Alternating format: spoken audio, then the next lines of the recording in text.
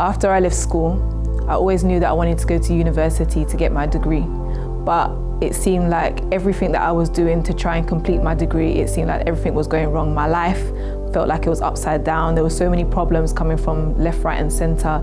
I had a child to take care of. Then when all the problems of taking care of my son, being a single parent came along, it seemed impossible for me to achieve that dream that I always wanted. After I found my faith in God, then I started to put everything that I had learned into practice. And once I had done that, then I was able to use all those tools for me to achieve my dream that seemed so impossible for me to achieve.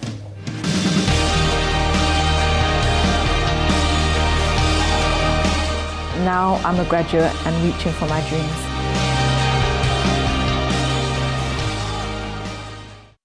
Good evening and welcome to tonight's Finding Answers. Now, tonight's topic is titled, Be Your Own Hero. We're always looking for heroes, right?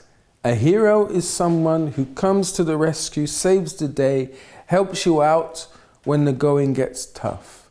But what about us being our own heroes?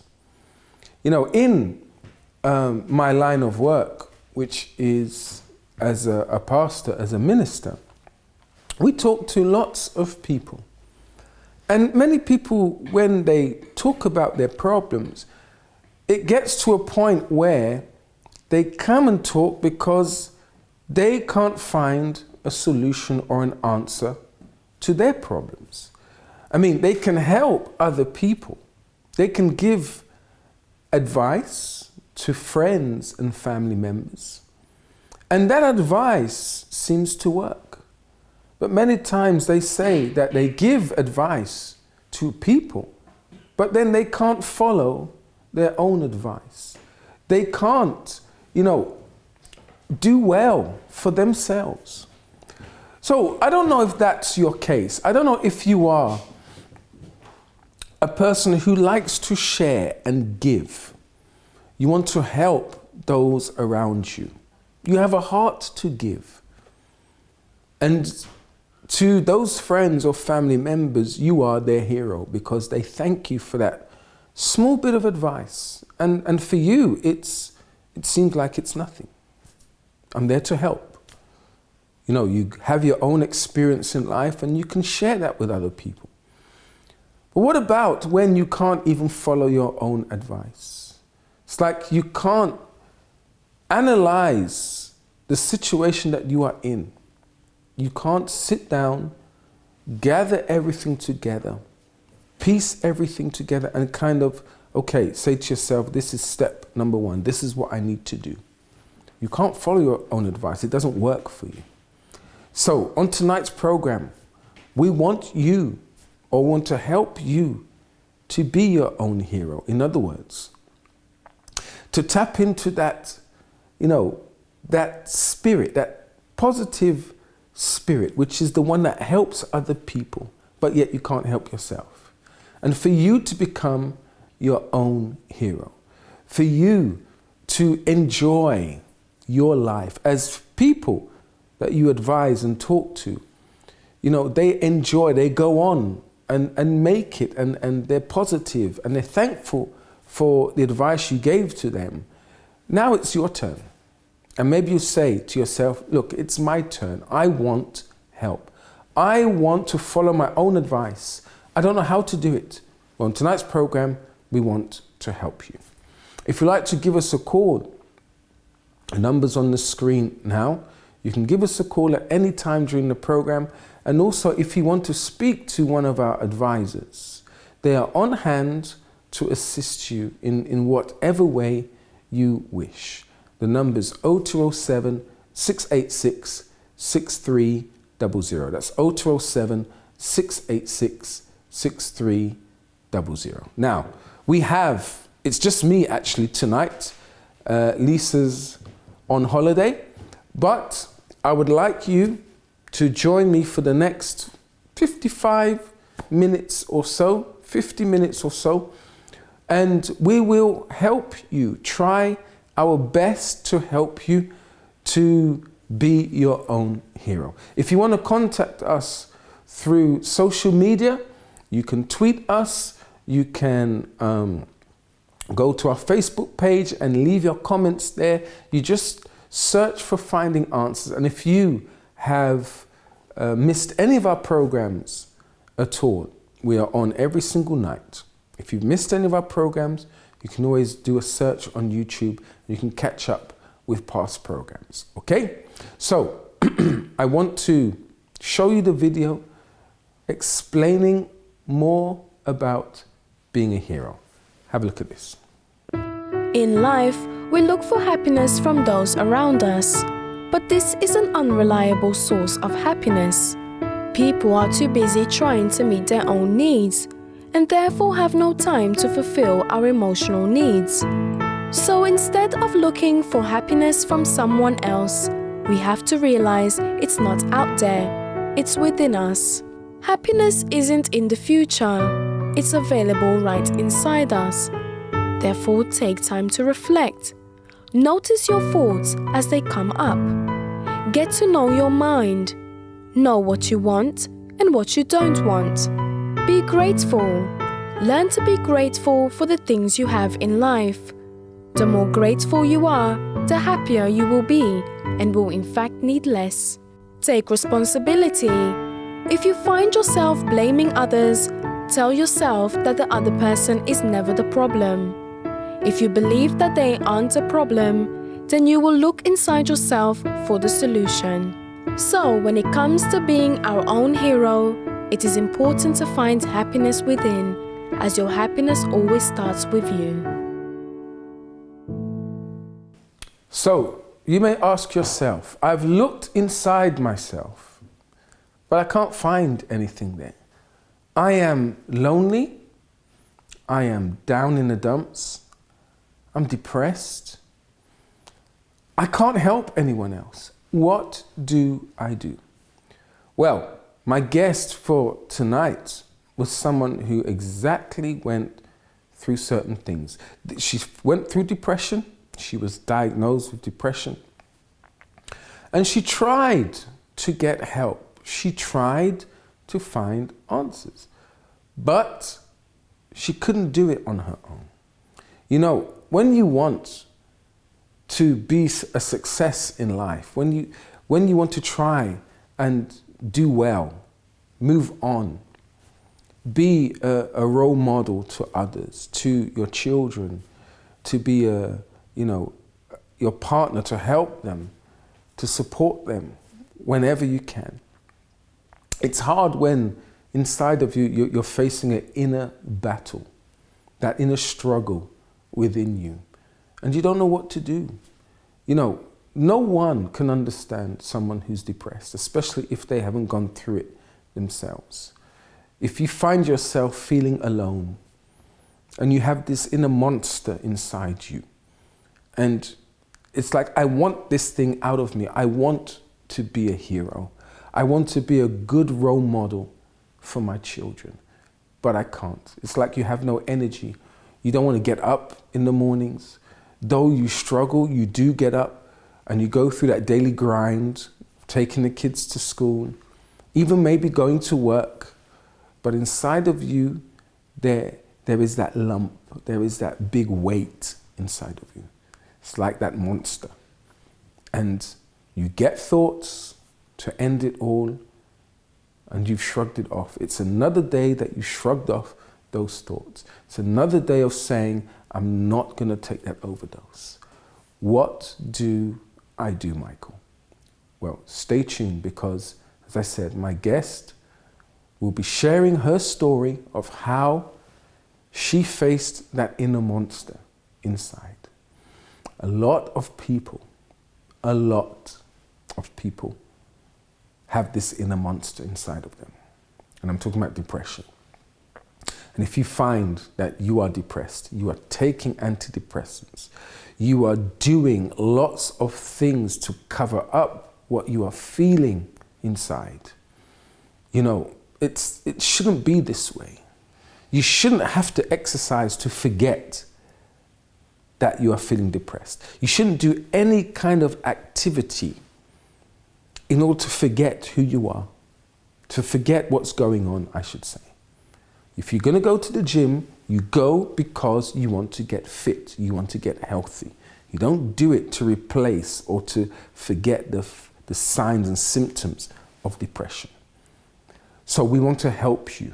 God has created you to be healthy, strong, to have a positive well-being, not only in your body, but also in your mind and your spirit as well.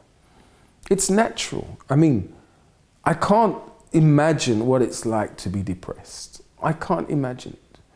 And I thank God that I haven't gone through any kind of mental health issues. But should it come my way, should I, in the past, I had this inner monster, I'm describing it as an inner monster tonight. I probably would do the same thing in order to find a cure or a solution, just to feel better, but it's only temporary. So we want to help you. We want to try and steer you in the right direction for you to have a permanent solution to your problems, so that you can be not only your own hero, but also be a hero to others around you. All right? Stay tuned. We're going to go for a quick break. When we come back, you're going to meet my guest for tonight. See you after this.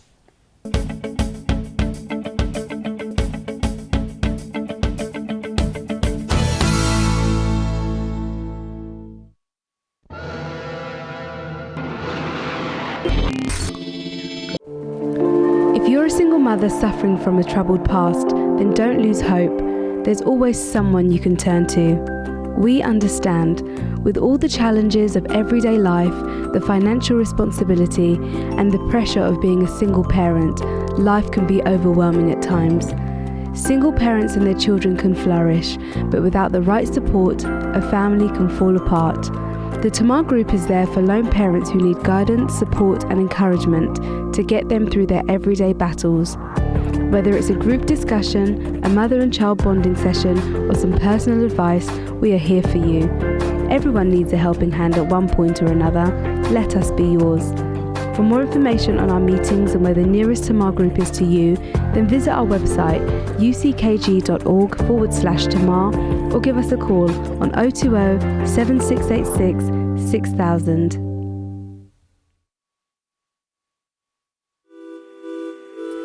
Do the maths. Changing your life is not as simple as changing your hairstyle, your shirt, or rearranging the furniture in your living room. You're talking about years of deep-rooted habits, behaviours and problems that are not going to change overnight. Many may say, think positively, but the trouble with that is that you can't do or change anything with just thoughts. But add action into the equation and the outcome can be different. Let's do the maths.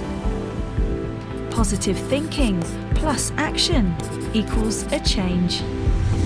Whatever it is, if the change is significant, if it's worthwhile, then it will have to take time, effort, and homework from you.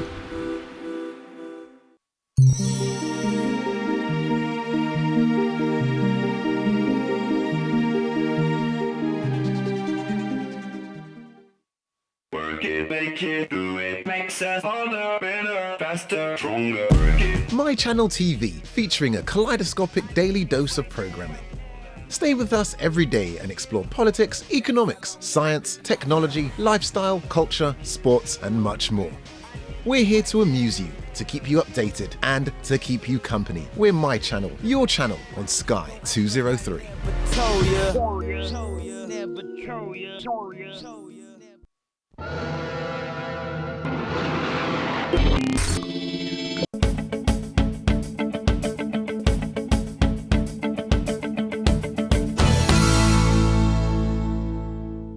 Welcome back to Finding Answers. Now, tonight's topic is be your own hero. If you are going through any problem that you're struggling with now and you can't seem to cope, you don't know what to do to help yourself, but you can help other people. Well, tonight's program is all about that. So let's meet my guest for tonight. Her name is Clarencier Kayega. It's pushed me for the rest of the week, so it's like a boost. Things were really tight. Today, the way I see myself is completely different.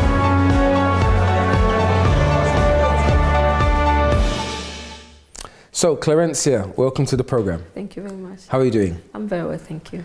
Now, the topic of being your own hero, I touched on depression, and we do get a lot of people on the program who are depressed, and it's no different with you, right? You end up being diagnosed with depression. Yes. If you step back and tell us what led you to be diagnosed with depression, where did it all start from? Okay, it all started after having some family issues. I had my younger brother who was staying with my sister, which we were very close. But what happened was one day he just decided to pack his stuff and he left the country, but obviously didn't tell anyone, and no one knew what was happening or where he was. He just left the country? He just left the country. Did you know that at the time? I did not know, my sister did not know. So he just disappeared from the house? He just disappeared from the house. I just had a call from my sister asking me if he was in my house. Then I said, no, he's not here. And obviously she explained that, oh, he's not here and his room is empty. And so you didn't know? Anything could have happened. He could have been kidnapped, he could have been murdered, right? He could have just gone and left and not told anyone. Yeah, it's not normal to do something It wasn't like that. normal, especially with him, because as he was growing up, he never had any issue. My parents never had any problem with him. He was quite a good boy, going to school and doing very well at school. So for him just to make a decision just to go and without telling anyone, especially me, because obviously I was very close to him, that was very hard and was very painful. And not knowing where he was, what happened. How old was he when he left? At that time, he was about 16. He left at 16? At 16, yeah. He came to the country around 14, 15, and going college here, and he was doing quite very well. And so then we didn't know what happened. So then you have this shock of someone just gone, and then obviously it wasn't what just was going through your mind? He disappeared, his things were gone. I'm sure there were negative things going through your mind. Many of them. I did not understand, not only the disappearing act, but obviously there was something behind it, and I really wanted to know what was that. So when my sister told me, I said, okay, I'm gonna call home, because she said obviously he has taken all his stuff in the house, his clothes and everything. I said, okay, let me call home to find out. When you say home, I take it you mean back home. Back home. You're my from? My parents, Tanzania. Tanzania, okay. Yes. So I called my mom. Obviously, I didn't tell her, just to know. As I'm talking to her, if my brother was there, she will tell me that he was there. So I spoke to her for about 10-15 minutes, and she never mentioned it. So then I thought something is really wrong. Right. Yeah. Okay. So I'm trying to think, what should I do? Where do I go? Okay, I started calling, obviously he left with his bag, so I'm thinking he has traveled somewhere. Trying to call some airports and trying to find out. Obviously I came to find out that she took a flight to somewhere, and from there she took another flight back home. But obviously he didn't go home. Right. So then you still, okay, fair enough, he was at home, but where is he? So that caused a lot of issues in my family. Eventually I had to tell my mom that this is what happened. And then it comes the blaming game. How does she take it? Very bad. All of you are there. How can he leave the house without any of you knowing? What have you done to him? So do whatever you have to do. I want my son back. So all these kind of things. And obviously it really disturbs her as well. Right. So causes a lot of friction in the house as well. So it was really hard for me, and the not knowing what happened to him, things started obviously going wrong within myself. Tell us about that. What did you start to feel? Very sad, frustrated, that thirstiness of want to know where he is and what happened. You want to sit down and have lunch, you feel like you cannot have lunch. How can you sit down and have lunch or even laugh with your friends if you don't know where your brother is? What if he died? What if something, you know, bad happened to him? Is that something from a film, right? Yeah. A family member goes missing, you don't know what's happening, you start doing investigation. You start doing investigation.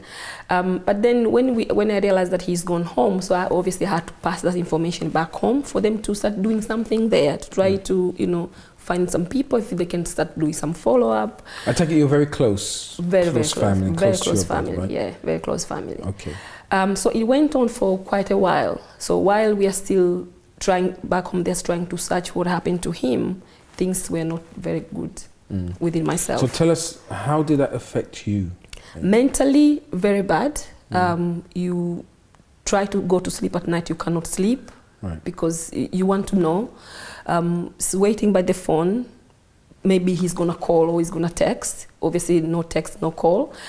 Trying to go to work, you cannot concentrate. You know, trying to go with friends, you know, they're having a laugh, they're laughing, but you can't really, because you cannot pretend like it hasn't happened, because it has happened. So you basically tried to live as normal life as possible. But it was almost impossible. Yeah. Yeah. So yeah, and very sad, very difficult moment for me it was.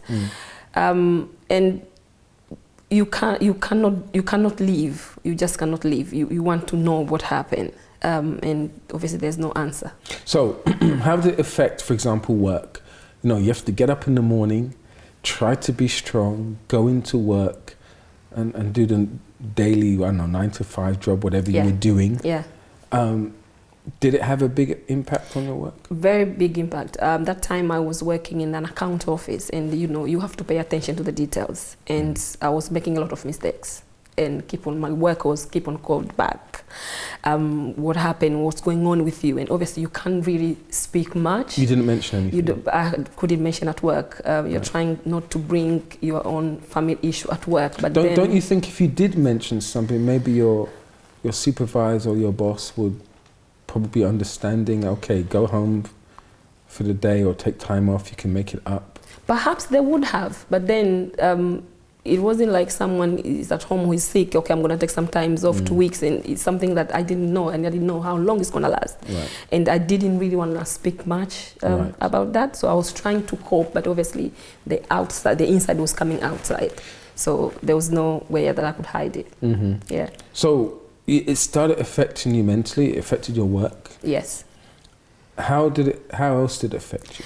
I started obviously calling in sick work, every now and then calling in sick, because I couldn't wake up in the morning, I couldn't sleep at night, so obviously waking up in the morning was another burden. So every now and then calling, or you know, sick, went to the doctors and don't know what's happening, signing me off. So eventually I ended up losing my job. Right. They called you in and sat down with you and said, look, okay. Yeah. Did you eventually tell them what happened? No. No? You didn't? You just kept that again to yourself? Yeah. So you lost your job? Yeah. By this time, you're probably feeling much worse? Yeah. What else happened? I started having this desire of, I've never smoked in my life, and I couldn't even be around people who were smoking. Then I started having this strong desire of start smoking. Why? I don't know, I think perhaps just to escape something, because I wasn't drinking either. So something to kind of make me, I didn't even know how the cigarette feels like, but just to do something crazy. So you started taking up smoking? I didn't start smoking, but I started having that desire of smoking. And I was like, no, something is not right. I just grabbed my bag one day and I just went to my GP, hysterical, crying. I said, something is wrong and I need help.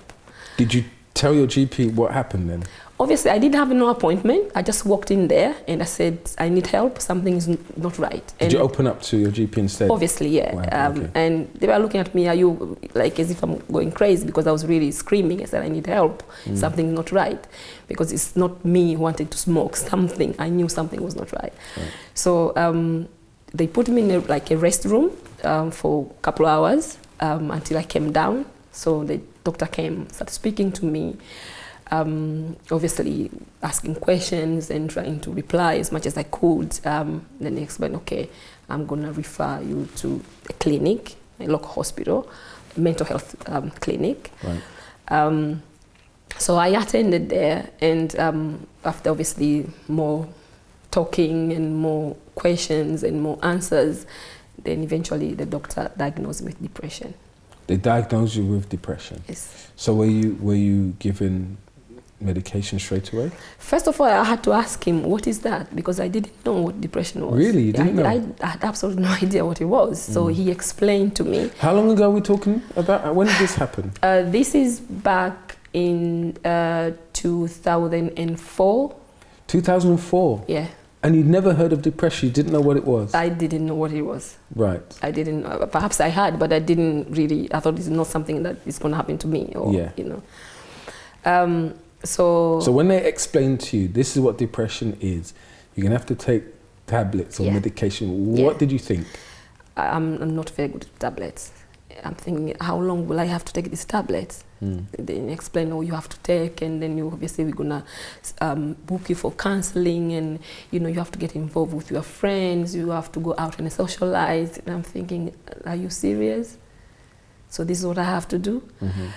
So I left there with tablets in my hands. I'm looking at them. How am I gonna start taking these tablets, and for how long? I kept on going for the sessions, the counseling session, but not taking the tablets, obviously. I guess the doctor's advice. Through the counselling, did it help you at all? Did you feel better, or the fact that you didn't find your brother yet, it got worse? Just on the surface. When the counsellor talking to me and things, I felt better there. But once I leave going home, then I realized, back to reality. Right. Still, my brother's not there. He still hasn't called. Still no information. Things were keep on. So it was like up and down, up and down, up and down. But I kept on going for the counselling. So because just to summarize so far, your brother upped and left, disappeared, didn't know where he went, 16 years old. Yeah. From then it started to affect you greatly. Your mum, you had to eventually tell your mum. Yeah. You were diagnosed, it affects your work, then they were told that you were diagnosed with depression. Yes. Taking medication or prescribed medication. Did you, at any point, consider, as some people do, people with depression, consider taking your life? Definitely. The voice was, after I kept on going to the counseling. Then obviously I started feeling like, I don't think there's any point for me to live anymore. How can I be happy? If I knew my brother died, then perhaps at least I would have settled with that. But not knowing where he was, there's absolutely no point for me to live. So I started having this voice, Clarencier, I don't think you should live anymore. There's a voice. A voice. A voice. Right. And sometimes I could say that I was. There's a difference between a voice and a thought. Perhaps the thought, but it's like I was having conversation. Really? Yeah. So there's no point for you to live. You better, it's best if you just die, because it's so much pain. You're living with this pain for so long now. And did you try taking your life? I attempted to. So I woke up in the morning, grabbed my bus, my travel card, walked into my local tube station. So the thought was like, just go and jump in front of the train. It's going to be just one off, and it's going to be just, quick, and you're not going to feel any pain. So I took my travel card, went through the ticket thing, walked down to the underground, and watching on the time thing where, how long before the train comes. So 2 minutes, 1 minute, then the train was coming. And I'm looking at the train coming, I'm thinking, but it's not that fast. If I jump here, I don't think it's going to kill me. Perhaps I'm just going to break my leg or my hand, and then I'm going to have to live with the pain. So I stood there like really disappointed, thinking... So you weren't that depressed. You still had this thought process going through your mind, right? This train is not coming fast. I could survive this. I could survive this, but I didn't want... I could survive, but then I would have the pain. Right. And I couldn't live with the pain. So I hated you didn't pain. jump? I didn't jump. So I came out from 10 disappointed. And walking on the streets, started thinking, okay, maybe someone should just drive past and shoot me. So I'm walking by around nearby the road and watching the cars coming, and I'm thinking, okay, let me just slow down. Maybe this is gonna be a car. This is gonna be a driver who's gonna shoot me. Shoot you out of the blue?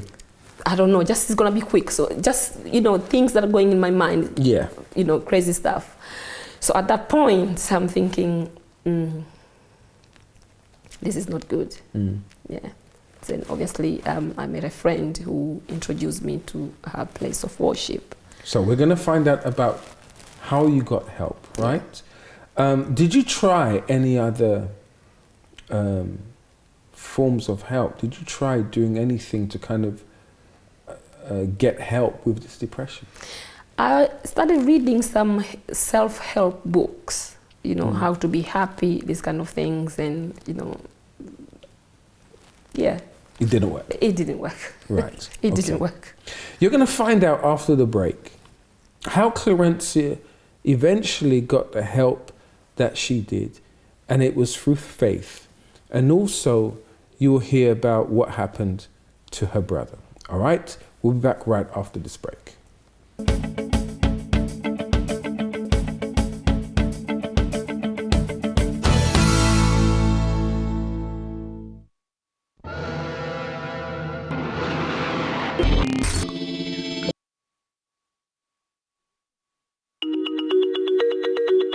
So, maybe you're thinking about making some big changes or setting some ambitious goals for yourself. Maybe you want to lose 20 pounds or read through the Bible. Maybe you want to run a marathon or repair a broken relationship. Whatever your big goal is, the temptation is to expect to go straight from here to here, or from here to here. The reality is, there are a lot of small steps between big decisions and big results. Challenges and obstacles await. At some point, you might even want to quit. But stand firm. Don't be disappointed with slow progress. Don't be overwhelmed by the destination. Rather, focus on what you can do today. Skip dessert. Read a chapter. Go for a run. Make a phone call. The more difficult the journey, the more rewarding the destination. And it can all start today with just one small step.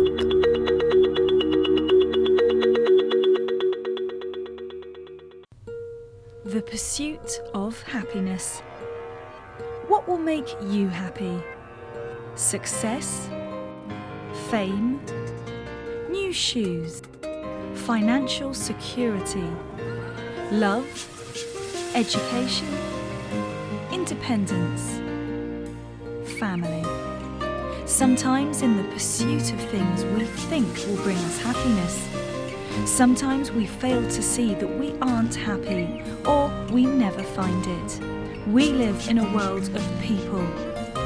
Rather than pursue things to make you happy, what if we all worked to make each other happy? Wouldn't we all be happier? Come on, spin me around now, I don't wanna go home. 'Cause when you hold me like this, you know my heart skips a beat. I know I should, but I can't leave it alone. And when you hold me like this, that's when my heart skips a beat. You gotta love this, man.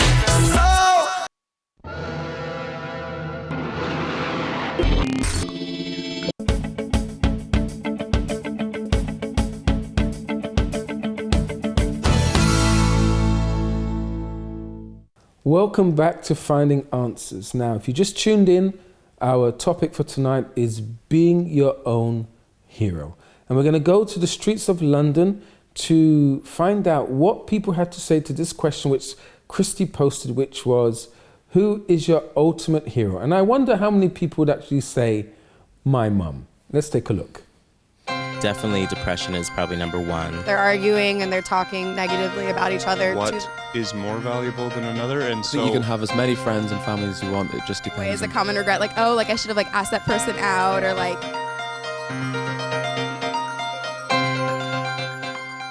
Hi everyone, it's Christy here on Finding Answers, and tonight's topic is trust issues. Throughout the years, it has become much harder to trust people, causing many to develop trust issues. Therefore, what can we do to overcome this? Well, let's see what the public have to say. Who is your ultimate hero? My mum, because when I was young, my dad passed away, so it was like my mum's been looking after me nearly all my life. So yeah, I'll say she's my ultimate hero, yeah. My ultimate hero is my late grandmother. She had 13 children. She raised them mostly by herself on very little money, and yes, she will always be my hero. Yes, she's fantastic. Ultimate hero? I haven't got one. You don't have an ultimate hero? No. No one I look up to, no. No? Do you look up to yourself? Oh, no, not really. Probably, without sounding too corny, my mum. She's a big inspiration. She's always like the person I look up to, so she would be my hero, yeah. I'll say I am my ultimate hero. And why'd you say that? Because I believe in myself. And I believe if I want to do something, nothing can stop me.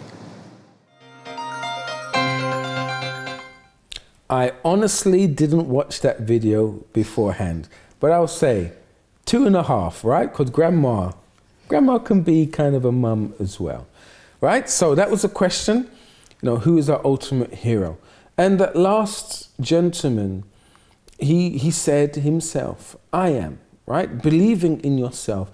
And here on Finding Answers, this is what we want you to grasp, to get hold of, that, in you is the answer to the problems that you're facing. And what is this thing inside of me? It's called faith. You're going to find out now, if you've been tuning in and hearing Clarencia's story, you're going to find out now how she used her faith to beat depression and everything else that she went through. So Clarencia, tell us, how did your faith, help you overcome everything that you mentioned tonight? Yeah, so obviously after I was invited to the place of worship with a friend, and I got advice there, advice to reject the negative thoughts, advice. So this friend of yours, yeah. Did she, yes. Did she know everything that you were going through? Eventually, yeah. Eventually, yeah. Okay. So you went along yeah. to this place of worship? Yes. And you spoke to advisor. Someone there, an advisor there? Yes. And was that the first time you kind of properly opened up and apart from the doctors? Right. Yes. Proper open up and really pour out everything that was really happening. Tell us then, you said you tried self-help books. Yeah. You tried going to the doctor. Those things didn't work. Yeah. Right? And that was, if people want a solution today, the first thing they run to is their doctor or for yeah. counseling. Yeah. So how did you get help?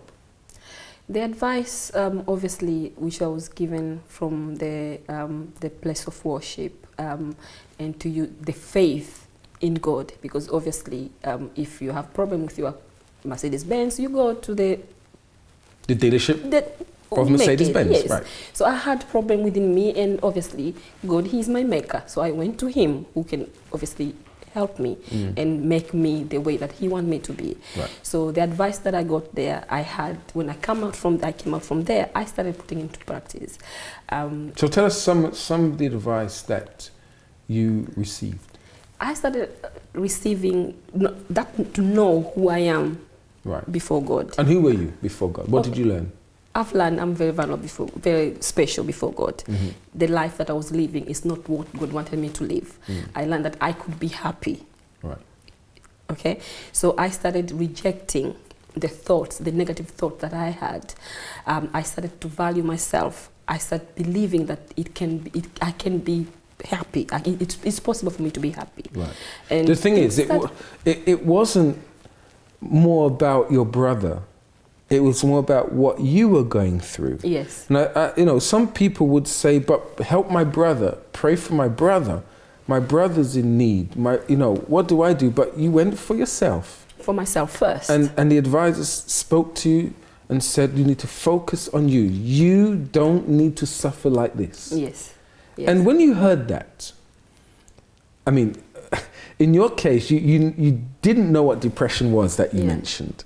So was it a lot easier for you to kind of grasp and say to yourself, you know what, I can beat this. I'm going to do something about this. I don't want to feel this way anymore. I can be my own hero.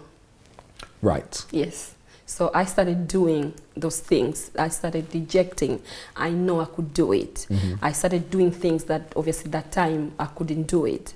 I didn't have a job that time. I started going out to look for a job because I said, you know what, I can do it. I can do, I can get a job and I can do it. I can go to work. Was it as simple as, okay, you heard this word and then go out for a job? Or was it like a, let me start working on maybe the basics, like rejecting these thoughts in my head and maybe praying? It was a process of, first of all, obviously believing that it's possible, rejecting the thoughts and asking for guidance from God, the help from God, obviously through the prayers. Yes.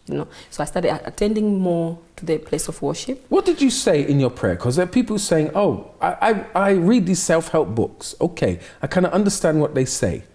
But when you mentioned about praying to God, what were you saying to God in prayer regarding depression, which to experts, it's incurable. There's no help for depression. So what type of things were you telling God? I want to be happy because you said I can be happy. Right. All this negative thing that I'm feeling, I want it out. So I search within myself all the roots of things that the anger, the resentment that I had, the bitterness. I started rejecting them. I don't want them anymore. Help me, give me the strength, guide me, tell me what to do, tell me where to go. Can I just ask, who did you have resentment and bitterness towards? My mom. Your mom? Because obviously she was blaming us, and obviously that caused things, and also my sister. That I was also blaming my sister, that you are there, you are living with him. How come you didn't know what was going on? Right. So obviously something was wrong with him, and how can you not know what was going on? So instead of the family being united together, right, you were separated, right? You weren't speaking to one another and things like that. Okay. So you started to use your faith, you started to pray. Yes.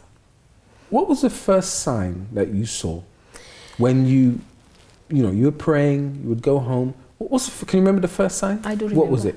The first day that I woke up from the place of worship, I went home. I slept that night. Something that it wasn't happening for so many months. So I went to bed and I actually slept. Right. Like proper sleep. I woke up in the morning, it's like, wow, I slept. It's a good thing you didn't have a job at that time, right? It's a good thing I didn't have a job, perhaps I would have been late. So I'm thinking, you know what, I'm gonna go back there again today. So that was the first sign? That was the first sign. I need to go back now, I need more of this. I need more of this, this is good. I need more of this, I need more answers. I need more to know what to do. So I kept on going. And obviously having okay, I can do it. I started looking for a job. Yes, I can do it. I started the positive things that I could do myself, that I couldn't do before, I started doing them. I started not just because I couldn't even wake up and dress up properly, you just grab everything and whatever you see and you go out. I started changing my mentality, my way of thinking. I started changing it, obviously, with the help of God. You said you went out and looked for a job.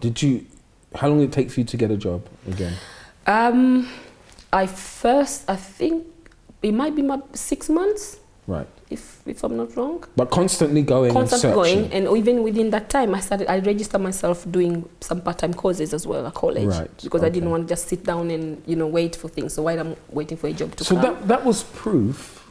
I mean, though you didn't have it written down, I assume, a letter or something, but that was proof that, you know what, I'm over this. Yeah. You don't feel sad, you don't feel suicidal anymore, you don't feel down, right? Yeah, and mind you, my brother was still missing. At this time? At this time, he was still missing. Right, yeah. Okay. So one of the prayer I remember after obviously understanding all these things, one of the prayer that I made, was I didn't know if he was alive or he was dead. So I just wrote his name on a piece of paper and I presented it before God.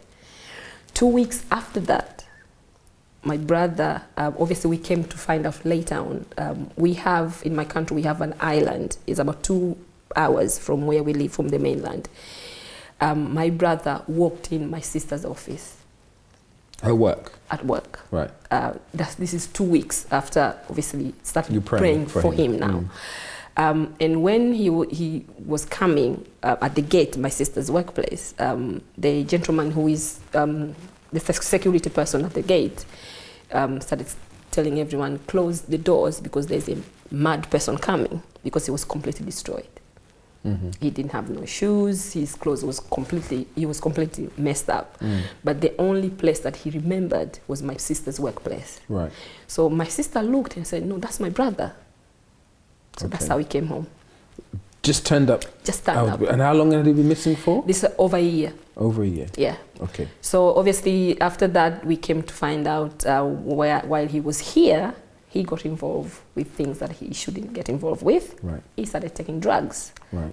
It wasn't just like little drugs. He was involved in cocaine and doing all sort of things, which it completely destroyed him. So now we knew he was home. So now another challenge. Right. With the family. Yeah. I had to take a flight and go there after months to go and see him. And so there was a lot of things that the family has to do, taking him for the rehab and obviously with the prayers and everything else. And so now you're strong enough now to pray for your brother? Yes. Okay. Yes.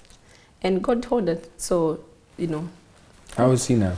He's fine. He's good. He came back to England. He's now in Ireland. Okay. Yeah. Brilliant. And how is Clarencier? Oh, obviously I went on doing extra courses. I got a job. Right. I'm happy. I know, okay, before the depression, I thought I was happy, but now I really know that I'm happy, if you know what I mean. I don't have to get involved with other things to make me happy. My happiness is within me. And if this monster called depression tries knocking your door again?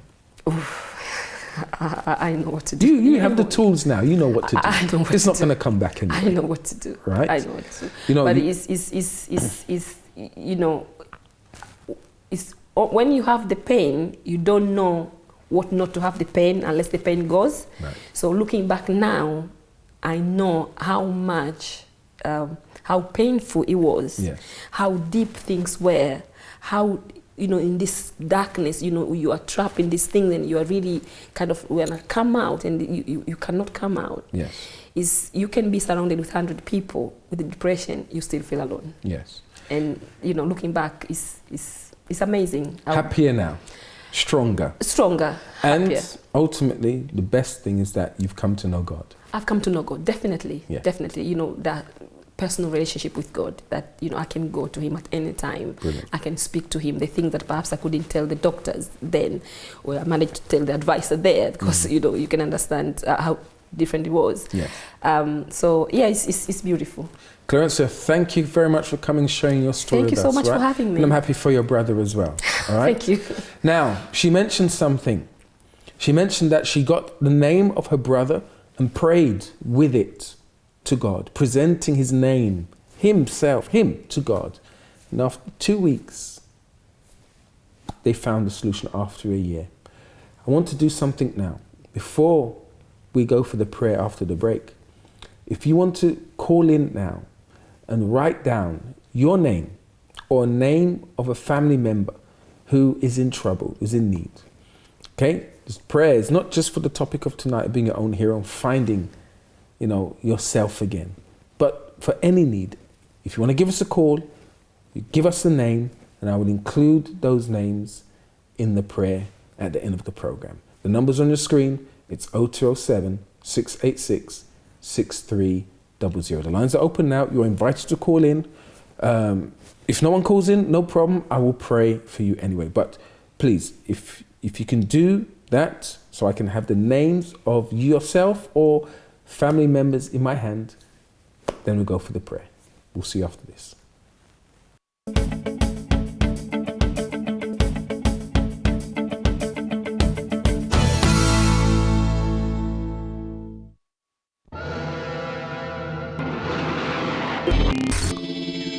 Uplifting.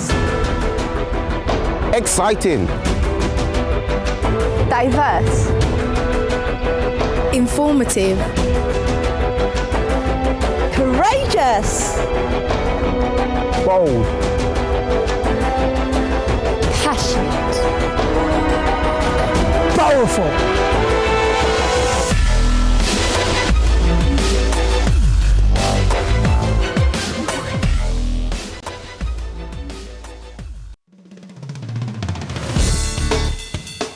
Follow My Channel's updates on Facebook.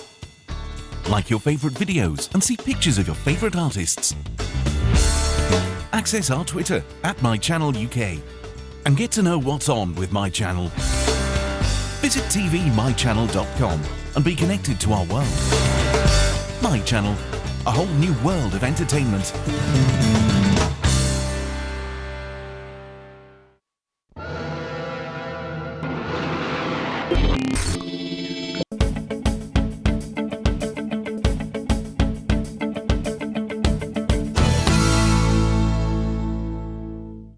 On Finding Answers, you know, if you're a regular viewer, that it is only faith that helps you to overcome any issue or problem that you might be facing. And Clarencier was sharing with us now, just before the break, how she started to use her faith. And today, there's no more depression. Remember, the GP diagnosed her with depression. Depressed people don't go back to work. Depressed people don't go on courses. Depressed people, you know, aren't happy as you saw Clarencier. This is something that is real. And if you want to use your faith, right, so you can be your own hero. Clarencier is her own hero. If you want to be your own hero and beat this thing, it's time for prayer. Okay, get your glass of water ready. Let's pray. Prepare now for the moment of prayer. If you would like us to make a prayer for your health and general well-being, send your name and prayer request to help@findinganswers.tv. My Lord and my God, in the name of your Son, Jesus Christ, I pray for the viewers who have called up, presenting names, their names and their family names. This person who is watching us now, joining in this prayer. Because, Lord, they want to be their own hero. They want to find themselves again. Instead of helping others and giving people sound advice, they want to follow their own advice. They don't want a tragedy or a missing family member, the loss of a job, or any other problem that we might face in life to ruin their own well-being. This person has been affected in mind. They've been affected in their body. And especially, my God, in their spirit. You are able to fix us because you created us. You know our ins and our outs. You know what's on our mind. You know who we are, my God. So I present this person to you who wants help. They want help, my God. They want to find themselves again. And not only, my God, restore them to how they were before, but just like Clarencier, make them even better, my God. And let them come to realize it was you that helped them. Father, I present this glass of water and I determine it blessed. When they'll drink it, Lord, take away any negative spirits, any forces at work inside of them, that voice in their mind, that emptiness, that sadness, the loneliness inside of them, in the name of the Lord Jesus Christ. Drink this water now. By faith, allow God to do his wonderful work inside of you.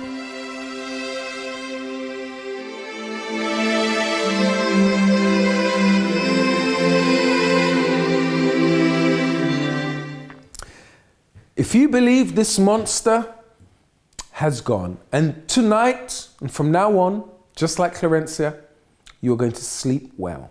And pretty soon, your life is going to start moving onwards and upwards. And that's the faith that we have here on Finding Answers. Until the next time, have a wonderful night. God bless you.